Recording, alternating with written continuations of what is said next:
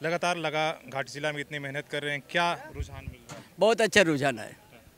इस बार क्योंकि ये सरकार 6 साल में ऐसा कोई काम नहीं किया है जो यहाँ आके वोट मांगे नहीं आएगा। एक तरफ मैया योजना को लेकर अभी बीजेपी लगातार कह रही है कि पूरी तरीके से फेल है। आपने कहा कि आपने उस योजना को शुरुआत किया था, तो एक फिर वैसी देखो, एक जिस जगह में एक भी समुदाय घर नहीं है इधर जुड़ी पंचायत में, विशेष समुदाय को वहाँ पर एक भी मुस्लिम परिवार नहीं है।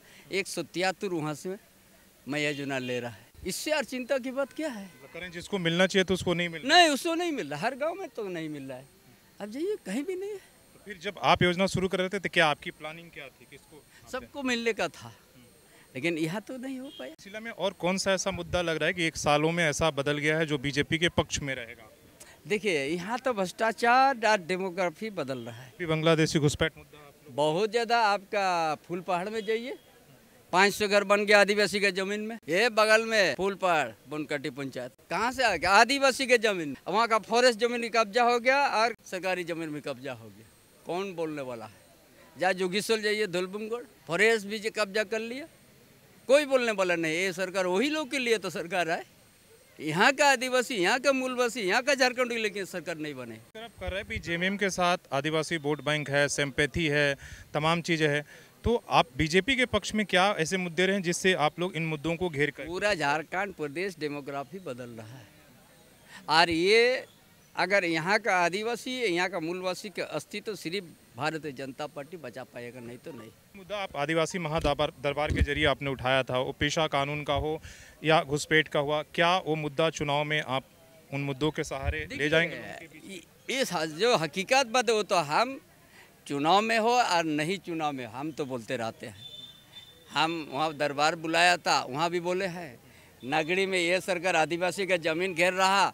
हम चैलेंज कर दिया सरकार और उस ज़मीन को हमने वापस कर लिया 287 एकड़। ये सरकार कभी ना यहाँ आदिवासी के हित में काम किया है, ना मूलवासी के लिए, ना विद्यार्थी के लिए। विद्यार्थी को छात्रवृत्ति भी नहीं मिल रहा, वृद्धा पेंशन अभी के महीना से नहीं मिल रहा। अरे जिनको सहारा बोल के हम लोग दे रहे हैं वृद्धा पेंशन, उसको न इस समय पर नहीं मिला है। 3, 4, 5 महीना से नहीं मिला। क्या है ये सब? घाटशिला चुनाव देखा जा रहा है, आप जिस तरह से मेहनत कर रहे हैं, आपके लिए इतना महत्वपूर्ण क्यों है? महत्वपूर्ण नहीं है। ये पार्टी राजनीतिक दल में रहेगा तो कोई भी काम आपका सब महत्वपूर्ण है। कुछ लोग ये कह रहे हैं कि आप भी उम्मीदवार हो सकते हैं। काहे? हम तो एमएलए बना ही हुआ है। पार्टी कहेगी तो इसलिए कि आपने जिस तरीके से मेहनत कर रहे हैं कि आप हर हालत में पार्टी के लिए हम मेहनत कर रहे हैं और जहाँ भी हम रहेंगे पार्टी के लिए जो भी हमको दायित्व देगा पार्टी, हम उसको निभाएंगे। उम्मीदवारों की घोषणा कब तक होगी?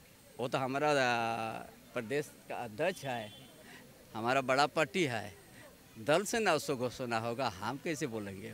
बाबूलाल सोरेन क्या उम्मीदवार होंगे? हमारा दल के अध्यक्ष कोई नाम से? अरे इतना बड़ा संगठन है, वहाँ से नाम किया है और दल वो तो घोषणा करेगा। चलिए, धन्यवाद आपका समय देने के लिए।